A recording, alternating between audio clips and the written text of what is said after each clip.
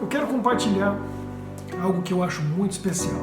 Nesse momento, nós podemos ter algumas dúvidas, temores, e o inimigo ele traz realmente a nossa mente, a nossa alma, a dúvida do amor e do poder de Deus para nos proteger e nos ajudar durante esses momentos difíceis.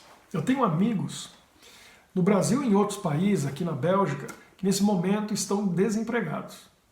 Estão passando por dificuldades financeiras para manter a família, preocupados com o futuro, se essa crise vai continuar por mais tempo, se as coisas vão melhorar ou se vão piorar, se já estamos entrando num tempo de tribulação. E esse medo, essa preocupação é uma coisa normal no ser humano. Mas aquele que confia em Deus, ele não precisa temer. 1 João 4:8 diz que Deus é amor. Você conhece bem esse texto. 1 João 4:18 diz que o amor lança fora todo medo. Não há temor no amor. Então, Deus é amor. E quem tem amor não tem medo. Não teme. Joga fora o medo. Porque tem total confiança em Deus. Então, hoje eu queria compartilhar 2 testemunhos com você e ajudar você a pensar um pouquinho, refletir na proteção de Deus, no cuidado de Deus. Ele é todo-poderoso. Ele é o Deus criador do universo. Bilhões de galáxias, cada galáxia com bilhões de estrelas, planetas, luas. Deus tem poder para tudo. E apesar do pecado, dos problemas dessa vida, das injustiças que nós passamos aqui, do sofrimento, da dor, Ele está presente, Ele está aqui conosco, cuidando de nós. A única coisa que nós precisamos não é, como no nosso caso aqui, o euro, na Inglaterra, né, a libra, na Suíça, o franco suíço, nos Estados Unidos os dólares, lá no Japão o ien, no Brasil o real, a gente não precisa de dinheiro. A moeda do universo se chama fé. Segundo a palavra de Deus, quem crê, quem confia, quem tem fé, tem tudo com Deus. Tem tudo com Ele. Então nós precisamos confiar, ter fé. E saber que Deus se importa. Que Ele realmente está de olho no que está acontecendo. E Ele cuida dos seus filhos. Ele cuida de nós. Não vai faltar nada para nós. O que diz a palavra de Deus lá no Salmo 37? Bom, Salmo 37, verso 5, eu tenho certeza que você conhece bem. Diz assim: entrega o teu caminho ao Senhor, confia nele, e o mais ele fará. Salmo 37, 5. Então, confie no Senhor, e Ele vai fazer tudo o que for necessário para cuidar de nós, para nos manter. Agora, no verso 25, Davi, que escreveu esse salmo, ele já não era mais aquele garoto, adolescente que derrotou Golias, depois se tornou rei de Israel por 40 anos, agora ele já era um homem idoso.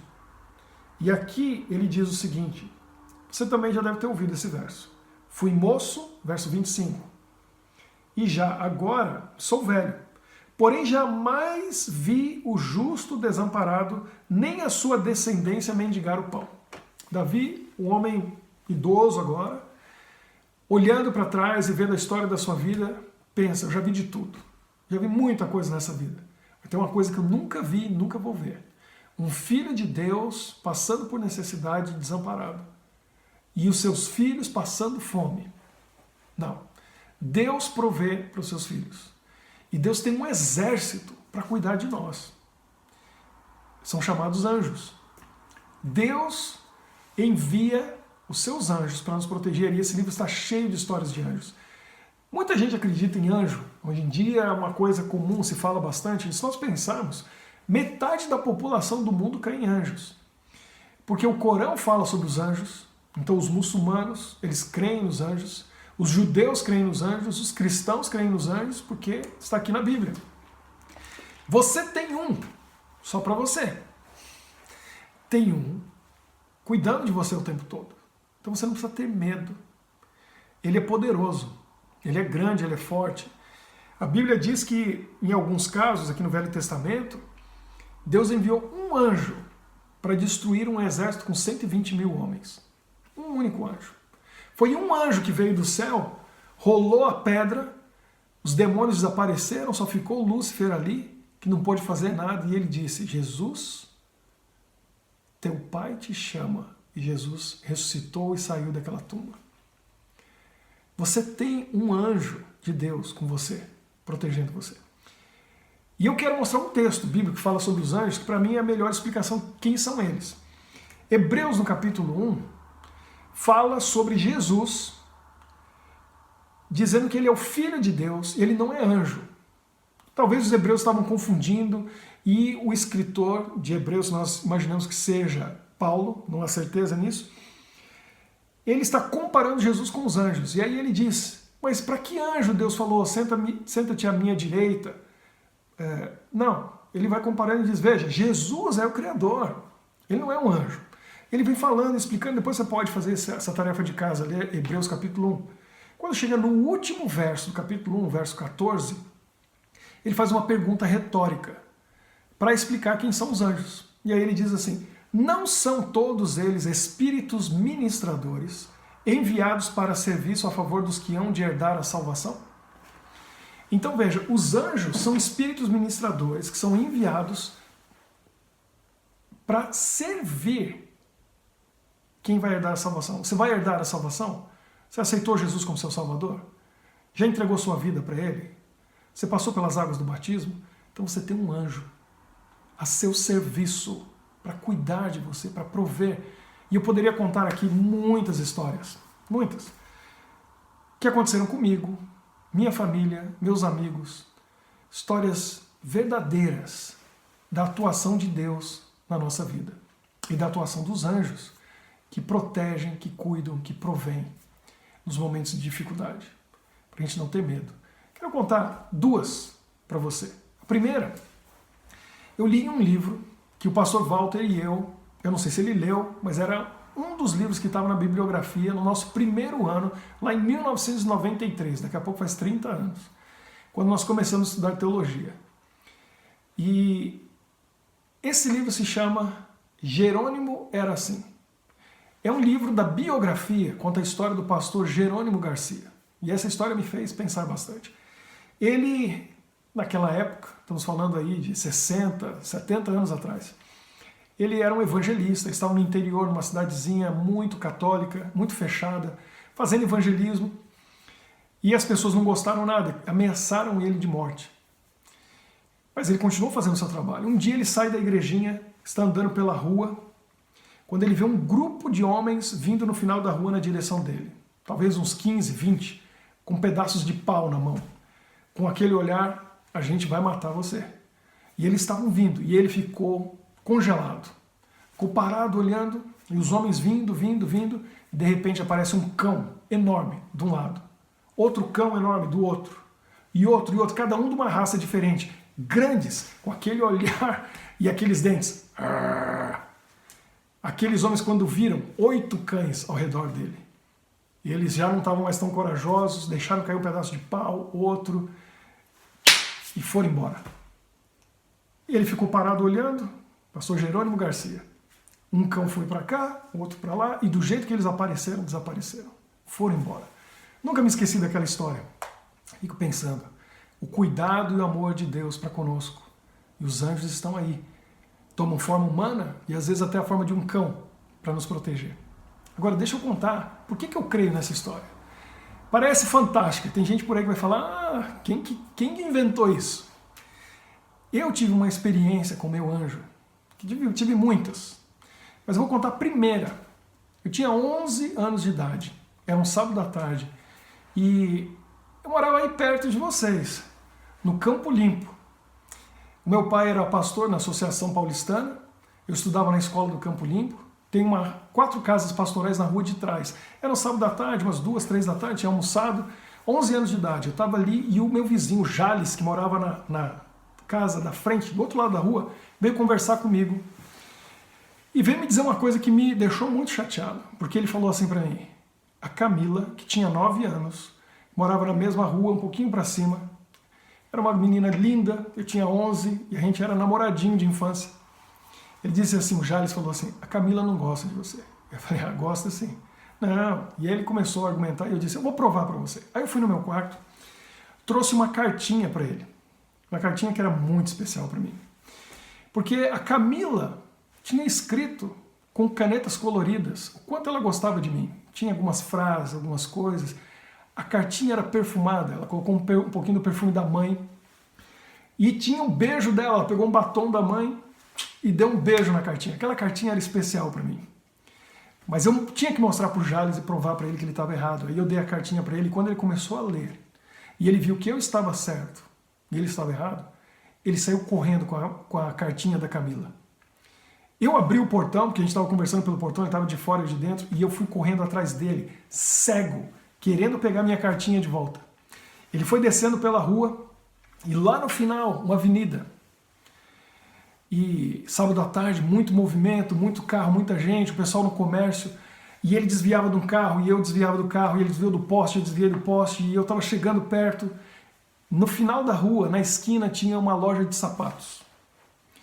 E como era na esquina, a loja era aberta para frente e para o lado. Ao invés dele correr pela calçada por fora, ele resolveu cruzar por dentro da loja. E eu fui atrás.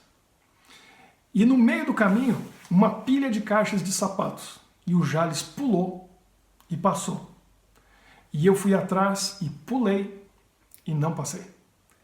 Eu bati no topo da pilha de caixa de sapato, derrubei aquela caixa, me desequilibrei. E eu ali, naquele momento, fui em direção à vitrine da loja.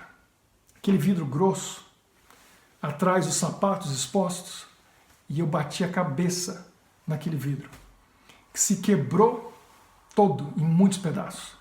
O barulho foi tão alto daquele vidro quebrando que a rua parou. Todo mundo se assustou, na loja, todo mundo olhando, as pessoas na rua, os carros pararam, as pessoas do outro lado da rua, nas outras lojas, saíram para ver o que tinha acontecido. Que barulhão foi aquele daquele vidro enorme quebrando. Eu não desmaiei. Se eu tivesse desmaiado, eu não estaria aqui hoje contando essa história para você.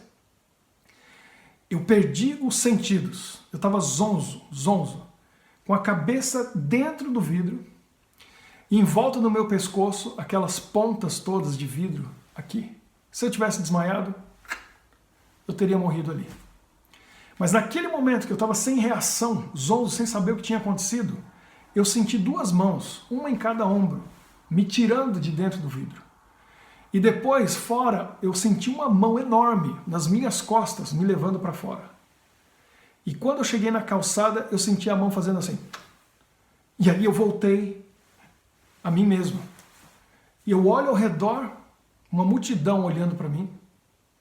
E eu olho no meu braço, aqui, um corte e o sangue escorrendo, um pedaço de vidro tinha caído aqui. E eu guardo a cicatriz aqui até hoje como lembrança do que aconteceu naquele dia. Virei, estava perto de casa, uns 100 metros, corri e fui para casa. E logo atrás de mim veio a dona da loja para cobrar o vidro.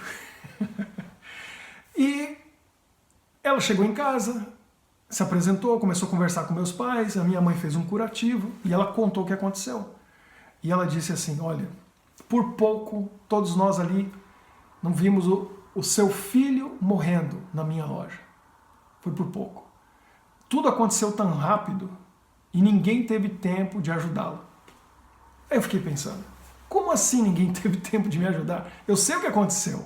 Alguém me tirou daquele vidro. Alguém me levou para fora. Eu senti a mão. Ou as mãos. Mas com 11 anos de idade, eu já estudava a minha lição da escola sabatina desde pequeno. Eu ia à igreja todos os sábados. Eu conhecia a Bíblia. E eu sabia muito bem que eu tinha alguém cuidando de mim.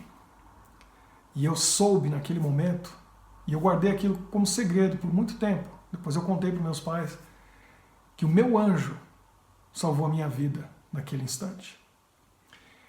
Eu aprendi algumas lições. Primeiro, com 11 anos de idade, honestamente, eu não orava todo dia e pedia a Deus a proteção, porque com 11 anos a gente não pensa que vai morrer. Não pensamos que um acidente como esse pode acontecer. Mas eu sei que meus pais oravam por mim e meus 2 irmãos mais novos todos os dias pedindo a proteção de Deus. E foi a oração deles que possibilitou o meu anjo salvar a minha vida naquele dia. Eu estou aqui hoje com 46 anos de idade. Quanto tempo se passou? 33 anos. Fazendo hora extra. Porque com 11 era para ter ido. E essa foi só a primeira de outras vezes que eu quase morri e meu anjo me salvou.